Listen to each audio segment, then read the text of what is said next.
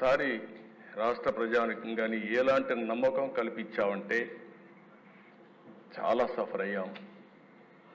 2014లో కూడా కొత్త రాష్ట్రం, ఈ రాష్ట్రం అభివృద్ధి కావాలని ముందుకొచ్చి పోటీ చేయకుండా సపోర్ట్ చేసిన వ్యక్తి పవన్ కళ్యాణ్ గారు. సామాజిక బాధ్యత కోసం ఆలోచించారు, ముందుకొచ్చారు. తర్వాత దిశ మొన్న ఎలక్షన్లో ఆయన్ని మేము చూసినప్పుడు చాలా సమస్యలు వచ్చాయి. నన్ను అరెస్ట్ చేసినప్పుడు జైలుకు వచ్చి నన్ను పరామర్శించిన తర్వాత బయట వచ్చి ఆ క్లిష్ట సమయంలో ఏమాత్రం ఓటు డివైడ్ కావడానికి వీలు లేదు, రాష్ట్ర ప్రయోజనాల కోసం తెలుగుదేశం జనసేన కలిసి పోటీ చేస్తామని చెప్పిన మొదటి వ్యక్తి పవన్ కళ్యాణ్. అంటే ఇది ఒక సామాజిక బాధ్యతగా తీసుకున్నారు. రాజకీయంలో అరుదైన సంఘటన ఇది. ఇద్దరం కలిసిన తర్వాత బీజేపీ వారు కూడా ముందుకొచ్చారు, కేంద్ర నాయకత్వం. ముగ్గురం కలిసిన తర్వాత దిశ ఇది ఒక సునామీ.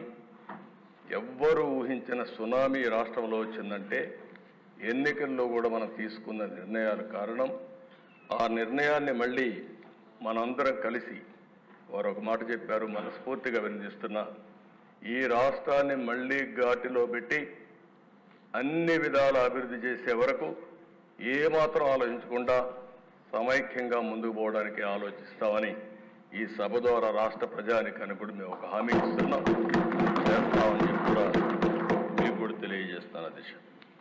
అధ్యక్ష, ఈసారి ఎన్నికలు రాష్ట్రం కోసం, తమ బిడ్డల కోసం, భవిష్యత్ తరాల కోసం ప్రజలు ఇచ్చిన తీర్పు ఇది.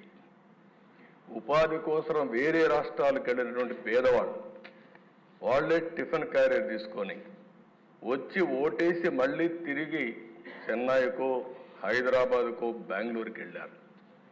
ఎక్కడో అమెరికాలో, ఆస్ట్రేలియాలో, ఆఫ్రికాలో ఉండే తెలుగువారు ఆ ఓటు వేయడానికి లక్షల రూపాయలు ఖర్చు పెట్టుకొని వచ్చారు. కొంతమంది 3 నెలలు 5 నెలలు ఇక్కడ ఉండే మెంబర్స్కి అందరూ కూడా అర్థం కాదు, కానీ వాళ్లే వచ్చి వాళ్ళ డబ్బులు ఖర్చు పెట్టుకొని గెలిపించి మనకు చెప్పకుండా వెళ్ళారంటే అది వాళ్ళకుండే. మన మెప్పు కోసం రాలా, కానీ రాష్ట్రం కోసం వచ్చారు. ఈ రాష్ట్ర భవిష్యత్తు కాపాడుతామనే ఆలోచనతో మనకు ఓట్లేసి తిరిగి వెళ్ళారు. ఇంకొక పక్కన దిశ తెల్లవారితో నిద్ర లేస్తే ఎప్పుడూ రానివాళ్ళు నిద్ర లేస్తానే నేరుగా పోలింగ్ స్టేషన్కి వచ్చి, అంటే పీక్ పీరియడ్లో ఎంతమంది వస్తారో అంతమంది నిలబడుకొని 5-6 గంటలు వెయిట్ చేసి రాత్రి 12-1 గంట వరకు ఓట్లు వేశారంటే అధ్యక్ష, అది వాళ్ళు చూపించిన చొరవ.